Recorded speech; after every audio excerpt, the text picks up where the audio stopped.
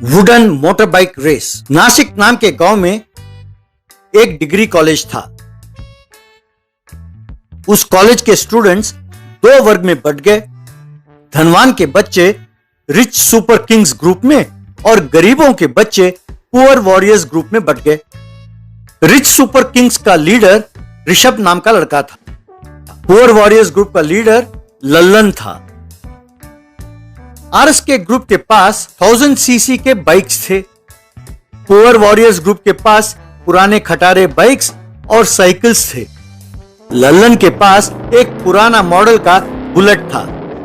RS के group के students PW students को जब देखो उनका मजाक उड़ाते रहते थे, पर पीडब्ल्यू स्टूडेंट्स पढ़ाई में हमेशा आगे रहते थे। एक दिन एक स्टूडेंट लल्लन के पास आया और अरे यार लल्लन, तुम्हें पता है कि अपना जिला का जो कलेक्टर है उनकी बेटी अमेरिका से लौट आई है और वो अपने कॉलेज में ही ज्वाइन हो रही है। अब तो अपना कॉलेज में हॉलीवुड का ग्लैमर जुड़ने वाला है यार। किसी तरह हम उस लड़की से दोस्ती कर लें और वो हमारे ग्रुप में ज्वाइन हो जाए तो आरएस के ग्रुप वाले रोते फिरेंगे, फिर जिंदगी भर वो हमसे पंगा नहीं लेंगे। अरे यार तू बहुत ऊंचे ऊंचे सपने देख रहा है। तुम कहते हो कि वो कलेक्टर साहब की बेटी है तो ऊपर से अमेरिका से लौटी है। वो हम जैसे रबर चप्पल वालों के पास आकर दोस्ती क्यों करेगी? बता, सपने देखना बंद करो और यथार्थ में आ जाओ। सच है यार, पर हम कोशिश तो कर सकते हैं ना। क्या पता उस लड़की के मन में ये अमीर गरीब का फर्क ना हो और हमसे मिलना चाहे। ये हो सकता है ना। कुछ दिनों बाद उस कॉलेज में एक बहुत शानदार कार आई। सब स्टूडेंट्स उतावले होकर देखने लगे। उसमें से जीन्स और टी शर्ट पहनी हुई शालू नाम की लड़की उतरी। सब उसे बिना पलकें झपकाए देखने लगे। तभी लल्लन शालू के पास गया। हाय, माय नेम इज लल्लन। मैं पुअर वॉरियर्स ग्रुप का लीडर हूँ। पुअर केवल पैसों में है, पढ़ाई में हम बहुत रिच हैं। अगर आप हमारे ग्रुप में शामिल होंगी तो आपके भी अच्छे नंबर आएंगे। शालू ने चश्मा उतारा और लल्लन को ऊपर से नीचे तक देखा। तभी ऋषभ अपने स्पोर्ट्स बाइक में वहां आया। उस बाइक को देखकर Shalu, hey, very nice bike, I like bikes. हमारे ग्रुप में ऐसे और कई बाइक्स हैं। हमसे दोस्ती करोगी तो हर रोज तुम्हें अलग अलग बाइक में घुमाएंगे। कम ऑन, बैठो। शालू उस बाइक में बैठी। ऋषभ ने लल्लन की ओर देखा, मुस्कुराया और बाइक लेकर चला गया। तब लल्लन अपने दोस्त से, मैंने कहा था ना, पैसे वाले पैसे वालों से ही मिलते हैं। हम जैसे गरीबों के पास वो भटकने भी नहीं देते। अब ये सब सोचना छोड़ो और अपनी पढ़ाई पूरी करो और अपने अपने रास्ते पर चलते हैं। एक दिन ऋषभ ने अपने बाइक से पुअर वॉरियर्स ग्रुप के एक लड़के के बाइक को टक्कर मारा। वो स्टूडेंट उछलकर जा गिरा। मैंने तुम्हें कितनी बार कहा है कि अपना ये खटारा साइकिल लेकर मेरे रास्ते में ना आओ। दोबारा रास्ते में आए तो सीधा ऊपर जाओगे, खबरदार। You idiot. ये सब शालू ने देखा। शालू ने तुरंत दोनों ग्रुप्स के स्टूडेंट्स को बुलाया। सी गाइस, यूँ अपने कॉलेज के स्टूडेंट्स को दो ग्रुप्स में बटा देखकर मुझे अच्छा नहीं लग रहा है। मैं पर्सनली इस अमीर गरीब का फर्क नहीं मानती, पर बाइक और बाइक रेस मुझे बहुत अच्छा लगता है। इसीलिए मैंने रिच ग्रुप से दोस्ती की। इसीलिए नहीं कि इस ग्रुप के पास बहुत पैसा है। इतना ही नहीं, जब से मैं आई हूँ मैं देख रही हूँ कि आप दोनों के बीच में वैर बढ़ता ही जा रहा है। इसीलिए तुम दोनों ग्रुप्स के बीच में बाइक रेस रखते हैं। उसमें जो ग्रुप जीतेगा मैं उसी ग्रुप से दोस्ती करूंगी, पर जो टीम हारेगा उनको मुझे गलत नहीं समझना चाहिए, ठीक है? या कूल, क्योंकि वैसे भी हम ही जीतने वाले हैं। हमारे स्पोर्ट्स बाइक के सामने ये 100 सीसी बाइक्स और लल्लन का ये बुलेट क्या जीतेगा? हाँ?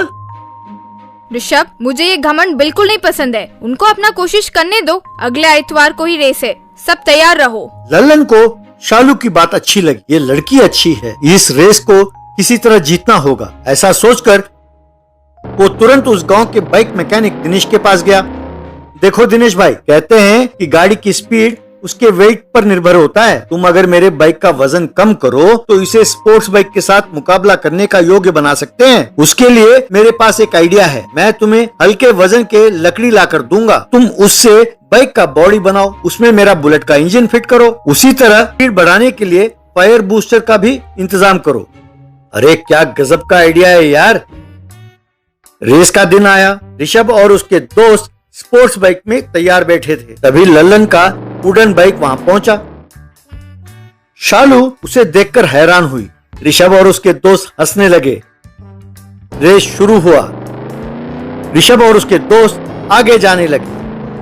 लल्लन पीछे रह गया। थोड़ी दूर जाने के बाद लल्लन ने फायर बूस्टर का स्विच दबाया। बस उस साइलेंसर से आग निकलने लगा। वो वुडन बाइक बिजली की तरह आगे बढ़ने लगा।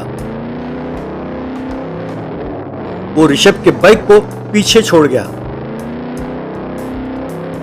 ऋषभ दंग रह गया और स्पीड बढ़ाने लगा, पर लल्लन के वुडन बाइक को हरा नहीं सका। शालू बहुत उत्सुक होकर ध्यान से देख रही थी। अंत में लल्लन का वुडन बाइक ने रेखा पार कर लिया। शालू और पुअर वॉरियर्स ग्रुप ने जोर से ताली बजाकर खुशी जताई।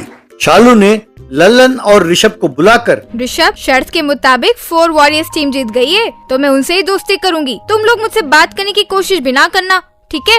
ऋषभ ने उदास होकर सिर झुका लिया। शालू, तुम बुरा ना मानो तो एक बात कहूँ, तुम उनसे भी दोस्ती करो, हमें कोई एतराज नहीं है। उनको पैसों का घमंड है, पर वे भी बहुत अच्छे हैं। आज तुमने हमारी आंखें खोल दी लल्लन। तुमने साबित कर दिया कि पैसे और सुविधाएं से ज्यादा बुद्धिमान और नेकी होता है। तुमने ये साबित कर दिया कि पैसे और सुविधाएं से ज्यादा बुद्धिमान और नेकी श्रेष्ठ है। अब से अपने कॉलेज में 2 ग्रुप्स नहीं होंगे, सिर्फ एक ग्रुप होगा, और वो है गुड स्टूडेंट्स ग्रुप। हम मिलकर रहेंगे, मिलकर पढ़ाई करेंगे। तब उन तीनों ने हाथ मिलाए। बनाना मोबाइल। बहरमपुर नाम का एक गांव था। उसमें एक बहुत बड़ा केले का खेत था।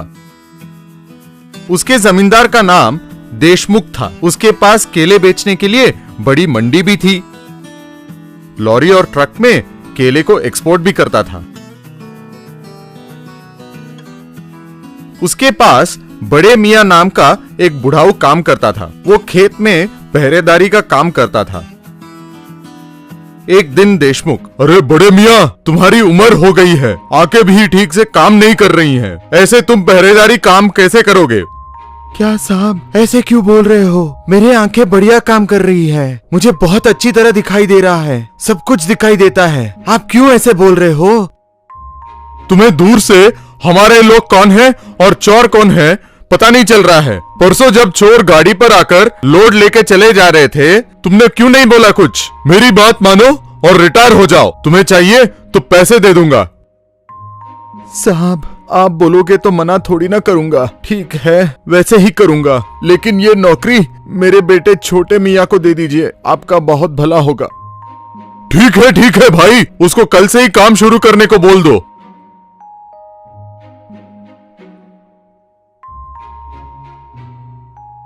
घर पे जब छोटे मियां पबजी खेल रहा था, तब उसका पापा उसको नौकरी के बारे में बताता है, लेकिन छोटे मियां उस मोबाइल को ही देखते रहता है। Oh shit, just miss, come on, you can not miss करके पबजी खेलने लगता है। अबे बेकार कहीं के, तब से मैं बोल रहा हूं, तुम सुन रहे हो क्या? उस बेकार वाले पबजी को बाजू में रखो और मेरी बात सुनो। छोटे मियां पबजी खेलते हुए, ओहो हो, रुक जाओ पापा, इनको देखो कैसे मुझे शूट कर रहे हैं। अरे अब देखो बे, मारने वाला हूं मैं तुम्हें, मरने वाले हो मेरे हाथ, इस बार नहीं छूटोगे, कहकर खेलने लगता है। तब बड़े मियां उसके फोन को खींच के, ओए देख, मैं जो बोल रहा हूँ वो ध्यान से सुनो। मैं कल अपने काम से रिटायर हो रहा हूँ। कल से तुम्हें मेरी ड्यूटी करनी पड़ेगी। पैसे नहीं कमाए तो घर नहीं चला सकते। याद रखो, तुम्हारे मोबाइल के रिचार्ज के लिए भी पैसे नहीं रहेंगे, सोच लो। हे भगवान, बिना खाने के रह पाऊंगा, लेकिन मोबाइल और उसमें बैलेंस के बिना नहीं रह पाऊंगा। पापा ठीक है, कल से ही ज्वाइन कर लूंगा, लेकिन आप पहले उस मोबाइल को वापस करो, कहकर उस फोन को वापस ले लेता है। बाद में छोटे मियां जाकर देशमुख से मिलता है। ओए, मुझे पता है तुम इस मोबाइल के पीछे पागल हो। ड्यूटी पर जब हो तब फोन बंद रखना। वैसे ही आजकल चोरियां बहुत ज्यादा हो गई है, ध्यान से पहरेदारी करना, ठीक है? छोटे मियां काम करते हुए इस बेकार नौकरी को कलेक्टर की नौकरी समझ रहा है। ये देशमुख और उसके बकवास बातें। पबजी और टिकटॉक के बिना कोई नौजवान रह पाएगा क्या? इसके लिए कोई उपाय सोचना पड़ेगा। सोचते हुए बाद में अपने फोन को एक केले के साथ बांध देता है और इस तरह लगातार गेम्स खेलने लगता है और सेल्फी वीडियोस निकालने लगता है। टिकटॉक में अपलोड भी करता है। एक दिन देशमुख, क्या बे, जब देखो तब केले को हाथ में पकड़े रहते हो, चाहे तो खा के छिलके को फेंक दो। छोटे मियाँ हड़बड़ाते हुए अरे नहीं नहीं, ऐसे कुछ नहीं है। ऐसे क्यों बोल रहे हो साहब?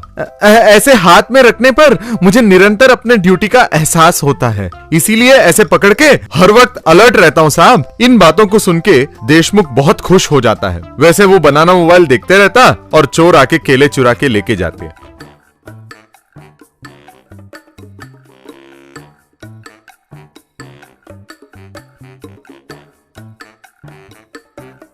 एक दिन जब वो सेल्फी वीडियो ले रहा था, देशमुख ने चोरी से उसको देख लिया। छोटे मियाँ फोन पे, हेलो दोस्तों, मैं अब एक बेकार नौकरी कर रहा हूँ। मेरा ओनर एक नीच कमीन कुत्ता है, ड्यूटी करते वक्त फोन बंद करने को बोल रहा है। भक, उसकी बातों को सुनने के लिए क्या मैं पागल हूँ? तुम सब मेरे वीडियो की राह देखते रहते हो, तुम्हें निराश थोड़ी ना कर सकता हूँ मैं। इसीलिए मेरे मोबाइल को एक बनाना मोबाइल की तरह बदल दिया है। परसों जो चोरी हुआ था उसका वीडियो निकाल के अपलोड किया मैंने। देखा क्या तुम लोगों ने?